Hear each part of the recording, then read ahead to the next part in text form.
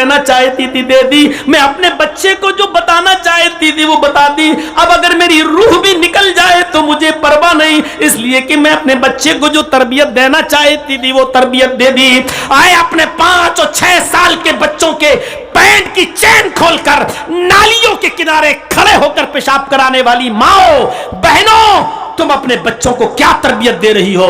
आज तुम्हारी गोद में पलने वाली 10-10 साल की लड़कियां भी कैसे कपड़े पहन रही हैं, 12 साल की बच्चियां कैसे कपड़े पहन रही हैं। और तो और मुझे नहीं मालूम कि तुम्हारे झारखंड का क्या हाल है।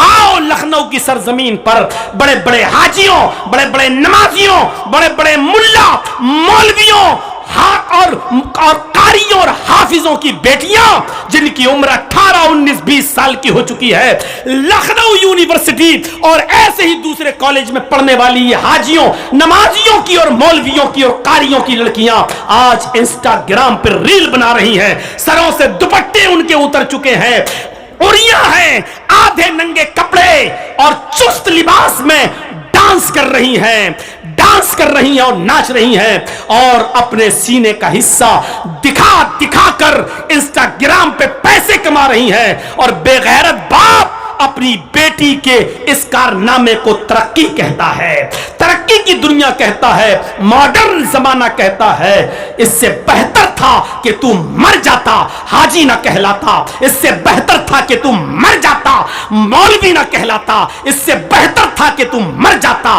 कारी ना कहलाता। मेरे भाइयों, ये लखनऊ की सरजमीन पर ये सारे मंजर इंस्टाग्राम पर देखे जा सकते हैं और ये सब हो रहा है। इसलिए माओ की जरूरत है कि अच्छी तरबियत दें अपनी औलाद को।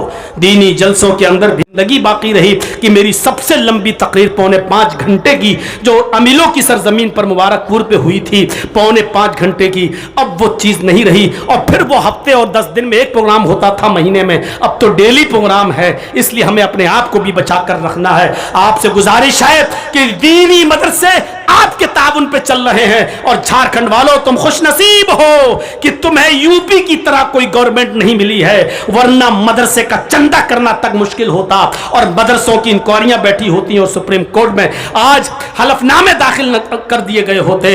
आप खुशनसीब हैं कि आपके इदारे चल रहे हैं। आप इन इदारों का खुलकर और जमकर ताबुन करिए ताकि इन इदारों से दीनी बच्चे निकलें, दीन के सिपाही बने और इस्लामिक टोइयां मारने वाली इस अंधी अकीदत वाली दुनिया के लिए निशाने इबरत बने। कई बतरकता तुमने उसको कहां देखा, किस हाल में छोड़ा? तो जवाब दिया कासिद ने, तारक तू मालिका मिस्र, हमने उसको मिस्र के बादशाह की हालत में छोड़ा है।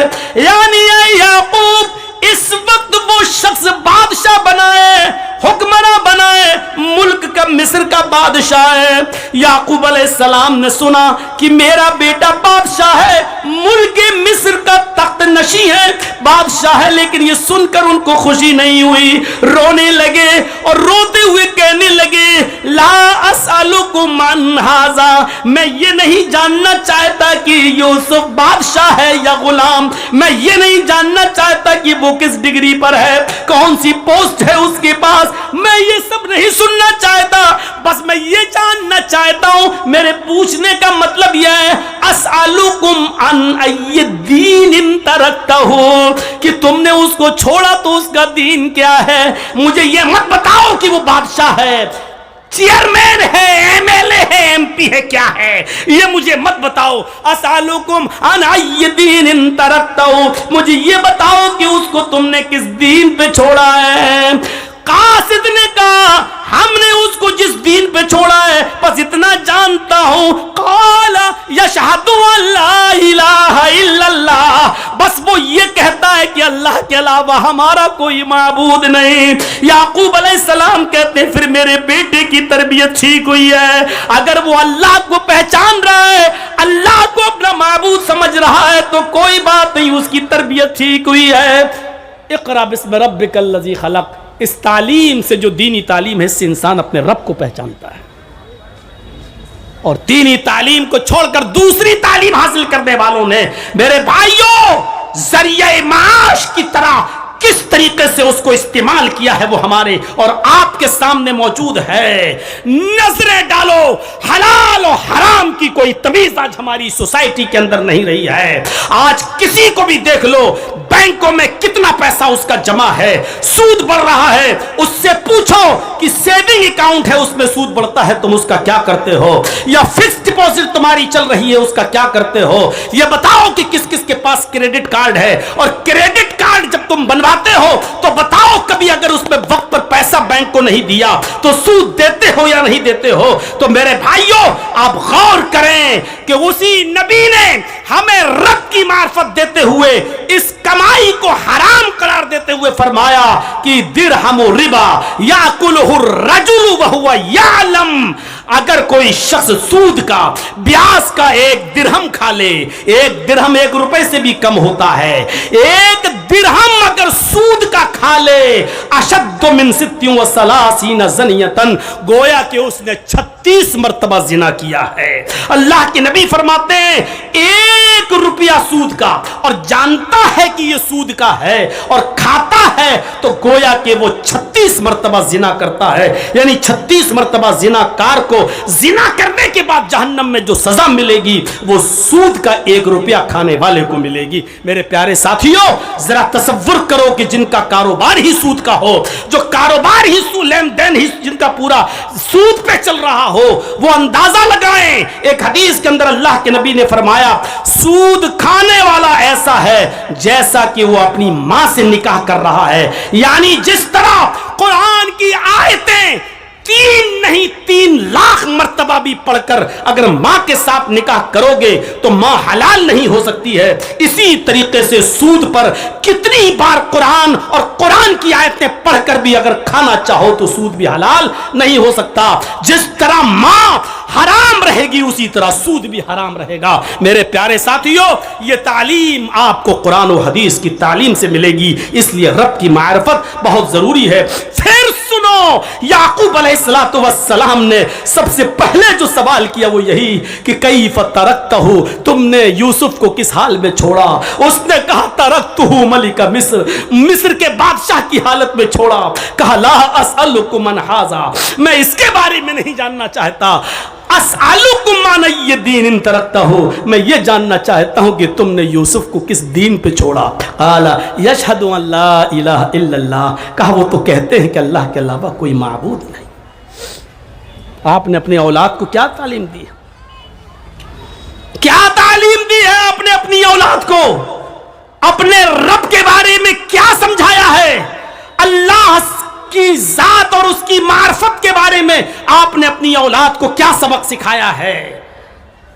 جس طرح باپ کا کردار ہوتا ہے اولاد کی تعلیم و تربیت میں, اسی طرح ماں کا کردار بھی ہوتا ہے اپنی اولاد کی تربیت میں.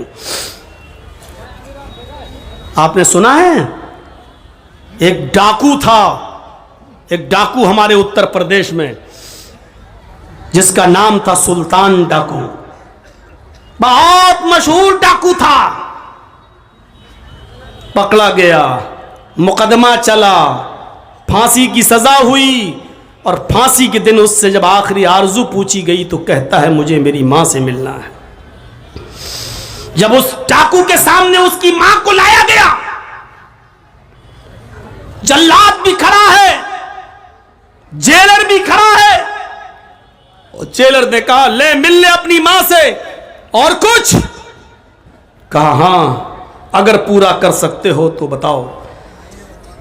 کہا ٹھیک ہے کوشش کریں گے, بولو کیا چاہتے ہو, تمہارے پاس زیادہ وقت نہیں ہے. اس نے کہا مجھے زیادہ وقت کی ضرورت بھی نہیں ہے, بس اتنا چاہتا ہوں کہ مجھ سے پہلے میری ماں کو تختے دار پہ لٹکا دو, بس اتنا چاہتا ہوں کہ مجھ سے پہلے میری ماں کو پھانسی دو. دونوں کہنے لگے پاگل ہے کیا, سزا تجھے ہوئی, پھانسی اس کو کیوں دوں, اور اس کی کیا غلطی. کہا ساری غلطی اسی ماں کی تو ہے.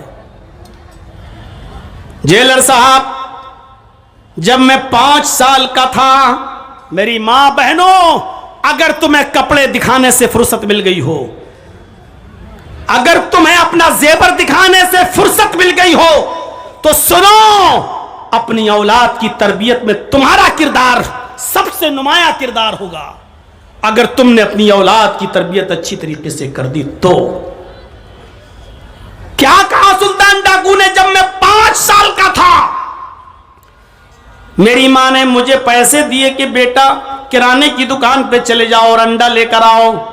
میں دکان پر گیا، میں نے کرانے والے سے کہا ایک انڈا دے دو، اس نے انڈا دیا، اس نے مجھ سے کہا پیسے دو، اور میں نے اس کو بے وقوف بنا دیا۔ میں نے کہا پیسہ تو میں دے چکا ہوں۔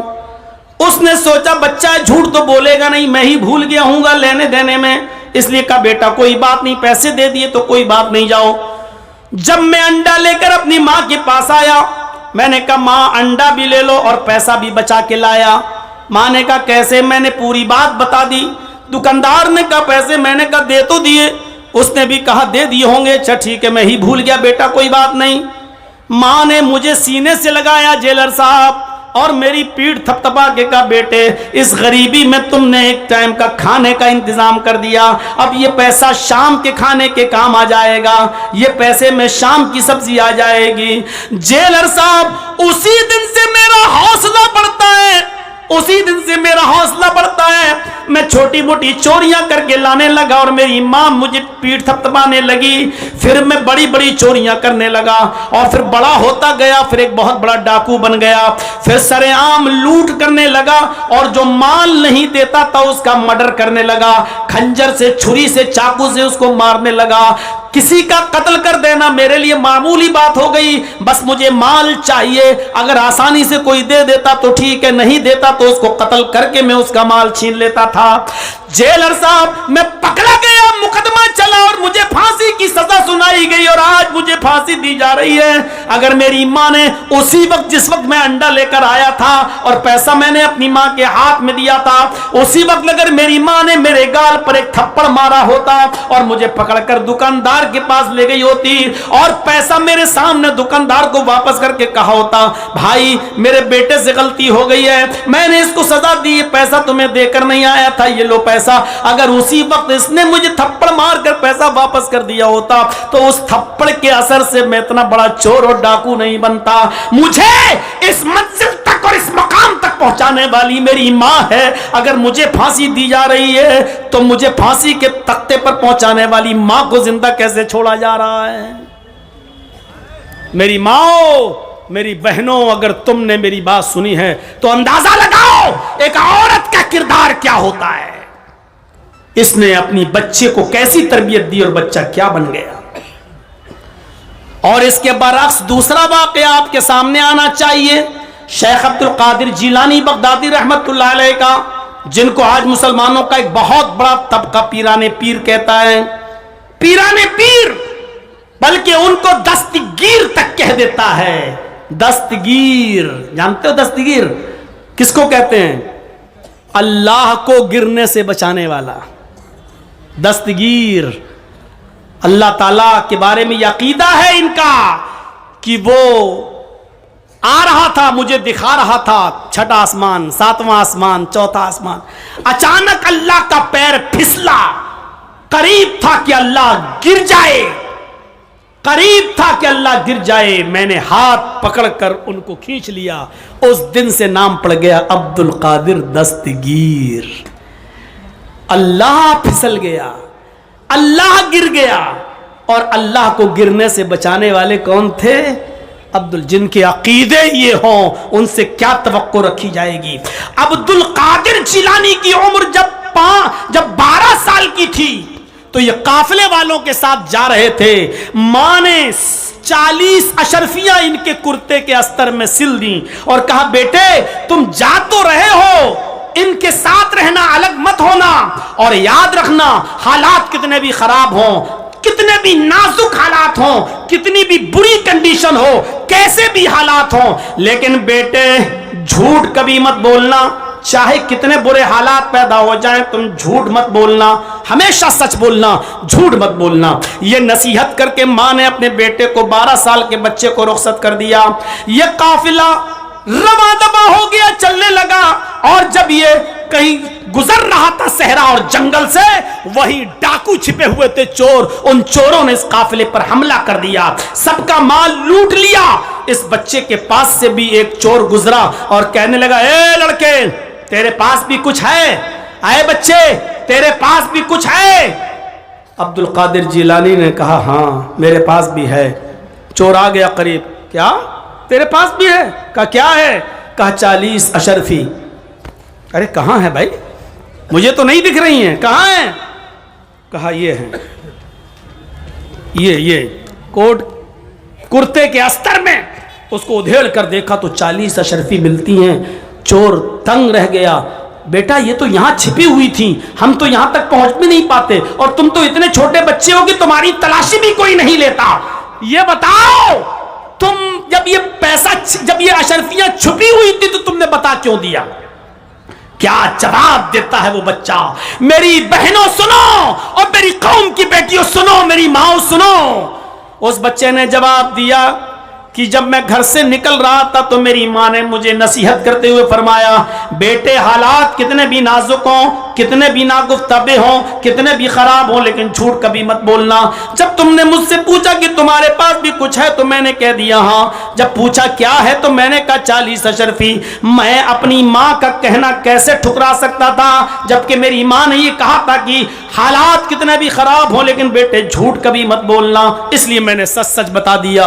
उस चोर ने कहा, वाह तू अपनी माँ का इतना कहना मानता है, और मेरी तो सारी जिंदगी इसी चोरी और डकैती में गुजर गई। मैंने तो आज तक अपने रब की फरमाबरदारी नहीं की। मैं कितना बड़ा निकम्मा और कमीना इंसान हूं। वो इस बच्चे को लेकर अपने सरदार के पास गया और पूरा वाकया बताया। सरदार के ऊपर बड़ा असर हुआ। उसने सारे चोरों को हुक्म दिया कि इन लोगों का लूटा हुआ माल वापस कर दो और सब तौबा करो, और आज के बाद कोई भी नाफरमानी नहीं करेगा अपने रब की। सबने अल्लाह के हुजूर सच्ची तौबा की और दुआ की, अल्लाह के सामने गिड़गिड़ाए और रोए। तो मेरे भाइयों, एक बच्चे के सच बोलने से सारे के सारे चोरों ने अल्लाह से तौबा करके सही रास्ता पकड़ लिया। इस बच्चे को सही तरबियत देने वाली भी एक माँ थी। माँ का किरदार बड़ा अजीब होता है। माँ का किरदार, माँ चाहे तो अपने बच्चे को डाकू बना दे, और माँ की तरबियत चाहे तो अपने बच्चे को ऐसा बना दे कि वो वक्त का एक बहुत बड़ा वलीउल्लाह बन जाए, वक्त का एक बहुत बड़ा मुजाहिद बन जाए, वक्त का बहुत बड़ा खुदा तरस बन जाए। मेरे भाइयों, ये आज इमाम काबा को जो आप देखते हो, ये सुदैस साहब जिनकी क़िरत आप सुनते हैं, इनके बारे में किस्सा मालूम है। ये कोई शरारत कर रहे थे तो माँ ने गुस्से में बद्दुआ दी। आज की माँ क्या बद्दुआ देती? मर जा कुत्ते, दिखता नहीं कुत्ते, सताता है कुत्ता। आज ये बद्दुआ देती है माँ, मर जा नालायक बेशरम, इस तरीके की। और ये कारी सुदैस, इनसे गलती हुई, मां को परेशान कर रहे, मां ने पकड़ के थप्पड़ लगाया और बद्दुआ नहीं दी। इस गुस्से में भी दुआ निकली मां की जबान से, तो ये निकली, जा अल्लाह तुझे काबे का इमाम बना दे, अल्लाह करे कि तू काबे का इमाम बन जा। इस गुस्से में भी माँ की जबान से जुमला निकला तो क्या निकला? अल्लाह तुझे काबे का इमाम बना दे। ना जाने कौन से वक्त में उसकी जबान से ये दुआ निकली, और आज वो बच्चा बड़ा होकर आज खाने काबा का इमाम है, उस मक्के का इमाम है। हमारी माँ बहनों सुनो, ये तरबियतें होती हैं माँ की अपनी औलाद के ताल्लुक से। आज हमारी तरबियत क्या है? आज हमारी तरबियत क्या है? अरे इब्ने रबिया का वाकया सुने हो? तारीख खतीब बगदादी पढ़िए, खतीब बगदादी नकल करते हैं। इब्ने रबिया के बाप रबिया इब्ने अल फर्रुख थे। बेटा पेट में है, हमल है, 1-2 महीना बाकी है बच्चा पैदा होने में, लेकिन सफर पेश आ गया। इनको सफर पे जाना था। 20,000 दीनार अपनी बीवी को देते हैं रबिया, और कहते हैं कि लो मैं खर्चे के तौर पर ये 20,000 दीनार देकर जा रहा हूं, मुझे आने में 2 महीने भी लग सकते हैं, 1 साल भी लग सकता है, सफर लंबा है, 2-3 साल भी लग सकते हैं, मैं जा रहा हूं। रबिया अपनी बीवी को 20,000 दीनार देकर चले जाते हैं। لیکن ربیہ کو لوٹنے میں 27 سال لگ گئے. 1 سال نہیں، 2 سال نہیں، 3 سال نہیں، پورے 27 سال کے بعد ربیہ ابن الفروخ جب لوٹ کر آئے تو اس زمانے میں یہ حدیث بھی ہے. اب تو خیر موبائل کا زمانہ ہو گیا ہے، آپ کہیں باہر سے ہیں تو اپنے گھر جانے سے پہلے فون کر دیں اپنی بیوی کو کہ میں آ رہا ہوں اور اس وقت تک گھر پہنچ جاؤں گا. جانتے ہو اپنے گھر میں اپنی بیوی کو یہ کہہ دینا ضروری ہے. کیوں؟ پتہ نہیں بیوی کس کنڈیشن میں بیٹھی ہو اور آپ 1 مہینے 2 مہینے کے بعد سفر سے آ رہے ہو اور دیکھو کہ کچن میں گھسی ہوئی ہے سلوار اور پراگندہ حال ہے، بال بکھرے ہیں اور کچھ اس نے تیاری نہیں کی ہے اور آپ گھر میں گھسو بڑے ارمانوں کے ساتھ اور بیوی کا چہرہ سوچ رہے ہوگے کہ ملے گی ہیما مالنی، گھر میں گئے تو دیکھا چڑیل، اس کا چہرہ منہ. اب آپ کے غصے میں طلاق طلاق طلاق. کم بخت میں تو آیا ہوں سوچ کے کچھ اور تو بھوتنی بنی بیٹھی ہوئی ہے یہاں. اسی لیے حدیث کے ایک لفظ پر غور کیجئے. اللہ کے نبی کہتے ہیں اطلاع کر دو. اس زمانے میں کہہ رہے ہیں کہ اطلاع کر دو. اور کوئی آدمی جب باہر سے آتا تھا تو اپنے گاؤں کی مسجد میں رک جاتا تھا اور مسجد سے رک کر کسی کو بھیج کر کہتا تھا کہ تمہارے شوہر آ چکے ہیں، مسجد میں ہیں، کیا گھر میں آنے کی اجازت ہے؟ اگر بیوی اجازت دیتی تو شوہر گھر میں جاتا اور بیوی نہیں دیتی تو وہ مسجد ہی میں رہتا. اتنی دیر میں بیوی اپنا میک اپ کر لے، بن سور کر تیار ہو جائے تاکہ میرے شوہر کی نظر مجھ پہ پڑے تو وہ ہم کو اچھے انداز میں دیکھیں.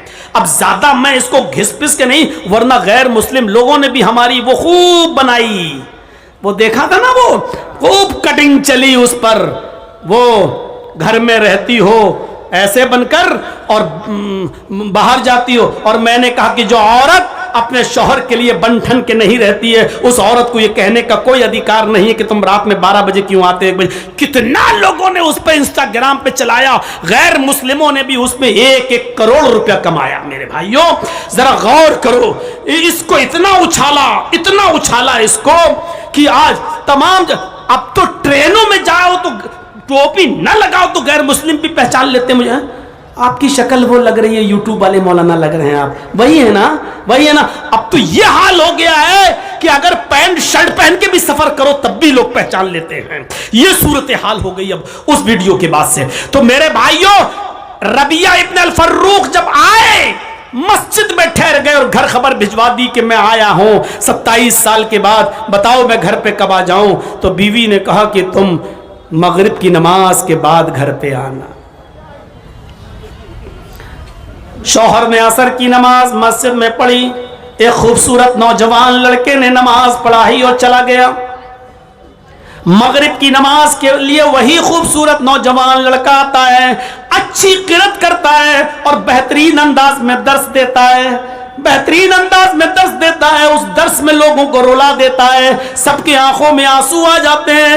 ربیہ ابن الفروخ مسجد کے کونے میں جاتے ہیں، اپنے دونوں ہاتھوں کو اٹھا کر کہتے اللہ کاش تو نے مجھے بھی کوئی بیٹا دیا ہوتا، کاش تو نے مجھے بھی کوئی اولاد سے نوازا ہوتا، میں بھی اپنی اولاد کو، اپنے بیٹے کو ایسا ہی عالم بناتا، ایسا ہی حافظ بناتا، ایسا ہی قاری بناتا. آج اس کی زبان سے قرآن کے الفاظ سن کر میرا دل خوش ہوتا. اس نوجوان کی قرات اور تقریر سے متاثر ہے. تھوڑی دیر کے بعد پھر خبر آتی ہے آپ کی بیوی نے آپ کو گھر میں آنے کی اجازت دی ہے، اب آپ گھر جا سکتے ہیں. جیسے ہی ربیہ ابن الفروخ گھر کی طرف جاتے ہیں دروازے کو دستک دیتے ہیں، بیوی چھپی ہوئی ہے. بیٹے نے دروازہ کھولا جو اب 26 سال کا ہو چکا ہے. جب اس نے دروازہ کھولا تو سلام کیا ربیہ ابن الفروخ نے، السلام علیکم. بیٹے نے جواب دیا وعلیکم السلام. ربیہ نے بیٹے کو دیکھا کہ یہ وہی بچہ ہے جو مسجد میں عصر کی نماز پڑھا رہا تھا اور مغرب میں خوبصورت انداز میں قرات کر رہا تھا. ربیہ چونکے اور پھر سوچا کہیں کرایہ دار تو نہیں ہے، کہیں کرائے کے مکان میں تو نہیں رہتا ہے. بیوی جو چھپی ہوئی تھی وہ باہر آتی ہے، کہتی ہے ربیہ یہ تمہارا بیٹا ہے ابن ربیہ، یہ تمہارا لخت جگر ہے جس کو تم میرے پیٹ میں امانت سمجھ کر چھوڑ گئے ہو. یہ تمہاری امانت تھی، تمہارے جانے کے بعد 2 مہینے کے بعد یہ میں نے اس کی ولادت کی، پیدا ہوا، پھر میں نے اس کی اچھی تعلیم و تربیت کی۔ ربیہ نے جب دیکھا کہ یہ میرا بیٹا ہے تو آسمان پہ نظریں ڈالی اور کہا اللہ میری دعا مانگنے سے پہلے ہی تو نے قبول فرما لی، اور میں جیسی اولاد چاہتا تھا وہ اولاد تو نے مجھے عطا فرمائی۔ پھر وہ دونوں میاں اور بیوی اپنے روم میں جاتے ہیں، اور جانے کے بعد شوہر نے کہا میری بیوی 20,000 دینار میں تمہیں دے کر گیا تھا، کچھ بچا یا نہیں؟ بیوی نے کہا اب یہ بتاؤ کہ 20,000 دینار تمہیں زیادہ محبوب ہے یا اس بچے کی تعلیم، اس بچے کی تربیت جو میں نے اس بچے کے اوپر خرچ کیا ہے؟ فرمایا میری بیوی تو نے 20,000 دینار کو ضائع نہیں ہونے دیا، 20,000 دینار کو تو نے برباد نہیں کیا، تو نے اس کو صحیح جگہ پہ لگایا، تو نے اس کو صحیح مقام پر خرچ کیا۔ اللہ نے مجھے صالح اور نیک اولاد اور عالم و فاضل و قاری کی شکل میں مجھے دے دی، یہ بہت بڑی امانت ہے۔ اے میری بیوی تو نے میری امانت کا صحیح استعمال کیا ہے۔ میرے بھائیوں ایک عورت اگر چاہے تو شوہر کی غیر موجودگی میں بھی اپنے بچے کی تربیت کر سکتی ہے۔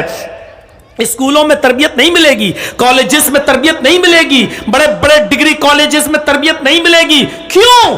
اگر کالجز اور ڈگری کالج اور اسکولوں میں اور میڈیکل کالجوں میں اگر تربیت ملی ہوتی تو آج بڑے بڑے پڑھے لکھے لوگ پینٹ کی چین کھول کر گدھے اور کتے کی طرح سڑکوں کے کنارے پہ کھڑے ہو کے پیشاب کرتے ہوئے نظر نہیں آتے۔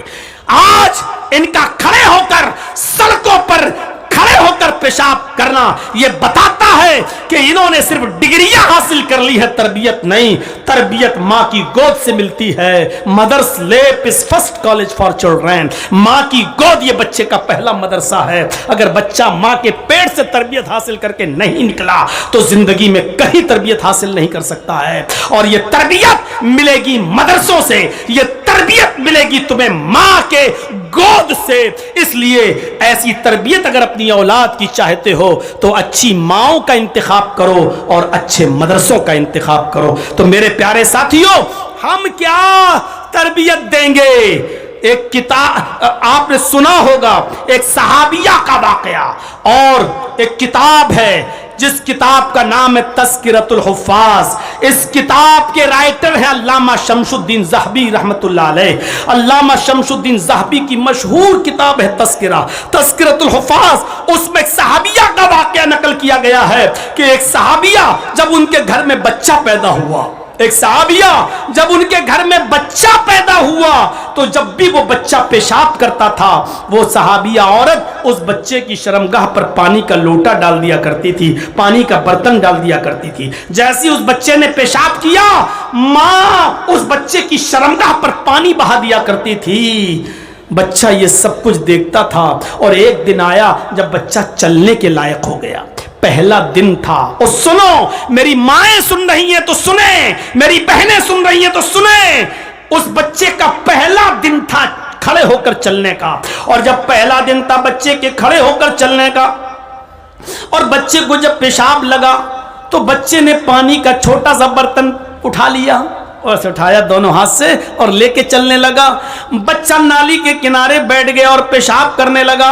اس بچے کو نہیں معلوم کہ پانی کس ہاتھ میں پکڑنا چاہیے، اس کو نہیں معلوم کہ شرمگاہ کس ہاتھ سے پکڑنا چاہیے، اس کو نہیں معلوم کہ آب دست یا استنجے کے لیے پانی کیسے لینا چاہیے، اس کو کچھ نہیں معلوم۔ اس کو اتنا معلوم ہے کہ پیشاب کرنے کے بعد ماں میری شرمگاہ پہ پانی ڈال دیتی ہے۔ اس بچے نے پیشاب کیا، اور بچے نے پیشاب کرنے کے بعد پانی ایسے لیا اور اپنی شرمگاہ پہ ڈال لیا۔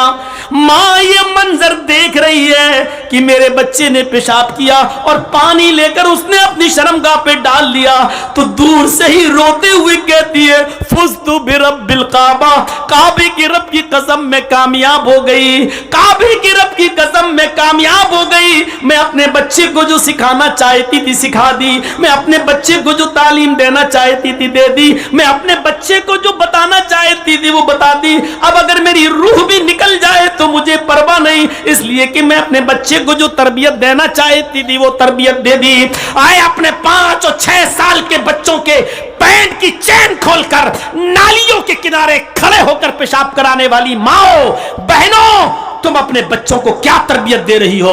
आज तुम्हारी गोद में पलने वाली 10-10 साल की लड़कियां भी कैसे कपड़े पहन रही हैं, 12 साल की बच्चियां कैसे कपड़े पहन रही हैं।